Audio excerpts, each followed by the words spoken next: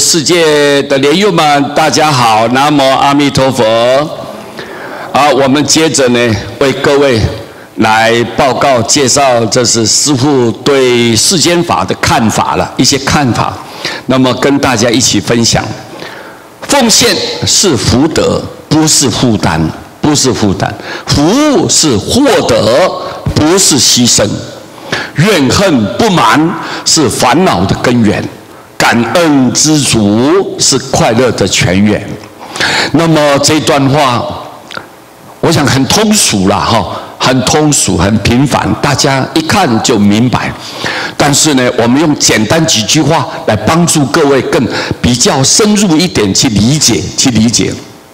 奉献就是我们要贡献给别人，各位就是没有条件的。很多人说有所求的心。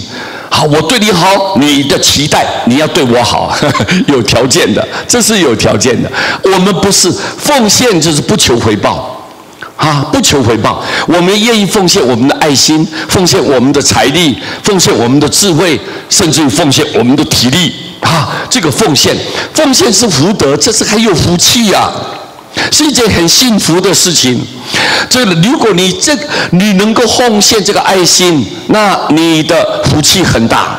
这个福气，你有这样的作为，你的人格、你的品德非常高尚，很高尚，不求回报，不是负担呐，负担就有压力呀。我们呢，帮助别人，奉献爱心呐，来关心别人，结果你是很勉强的，勉强的。如果说你有所求，等到对方不是你所期待的，这样子对你的时候，你会落空，你就有压力。你有所求就有压力，就有负担。我们不是负担，我们呢做出任何爱心的工作，都是出自于本意，很乐意的、欢喜的、开心的去做这样的事情，各位对不对啊？所以这个叫做奉献。我们奉献是福德，非常有福气的人很有福报的人，非常有福报的，未来你是很幸福的人。为什么？你奉献爱心嘛，无形之中你种了善因，以后一定有善的报，善的果报嘛，善的果报，所以一定是一个非常有福气的人，不是负担不是负担。服务是获得，我们能够服务别人。别人呢，找我们去当义工，或者当一些比如说我们很多像道场来讲，很多发心的菩萨们来我们大法会期间你看里里外外要打扫环境做一些贡献。哎呀，这些服务大众，但是你服务大众就是广结善缘呐。你不是获得很多的善因善缘，你做的，人家对你印象特别好，人家恭敬你欢喜的来对待你，各位，所以你是个获得，不是牺牲。牺牲是什么？好像是亏损了，我吃亏了，我损失了。这个才叫做牺牲。我不是牺牲呢，因为我到处都结缘嘛，跟人家结了善缘，所以以后在朋友嘛需要的时候，大家都来拥护我、关心我、帮助我、体恤我。你看多重要！所以服务，我们愿意来服务大众，尽量以我们能做到的。自己能力所及的，能够帮助别人，能够关心别人，而且能够奉献你的体力，各位，这叫服务嘛。我们当义工，当爱心的义工，种的情况都是服务。很多人你看在外面，像我们呢，为了交通方便的呢，大家都来打扫环境，服务。你服务，这绝对是一个获得，是一个获得。怨恨不满怨恨有抱怨埋怨你看什么都觉得好像不公平，心里面就是愤愤不平愤愤不平。你看你恨你自己，也恨别人。我自己为什么这么浅薄我怎么没有学问？我出生的家庭，我的背景为什么这么糟糕？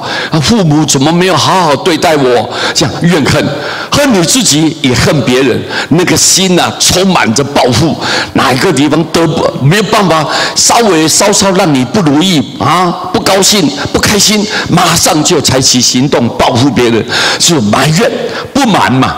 不满，他永远觉得不公平永远觉得不公平。他不满足嘛，不公平，他觉得不公平，所以他心里面呢、就永远都不宁静啊，不会干净，不会干。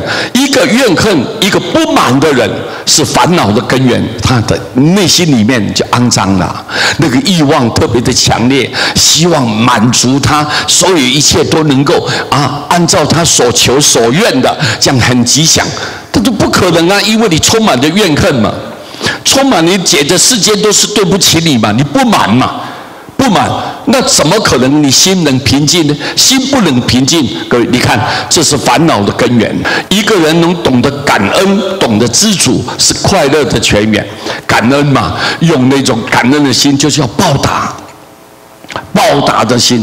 我觉得人人都是像佛菩萨一样对我这么好，一点点、一滴滴、一丝丝，我都感觉到，哎呀，对我来讲，我想涌泉以报，我要好好的来感恩大家。每一次用感恩的心，心中没有敌人。心中没有敌人，没有敌人，那你又能知足。你看知足，我很满足啊！我三餐正常，我有地方住，我有地方可以好好的修行用功，知足。一个人懂得知足、感恩又懂得知足的人，是快乐的泉，每天都幸福，每天都快乐，每天都吉祥。他的内心里面就是安静下来，非常的安静。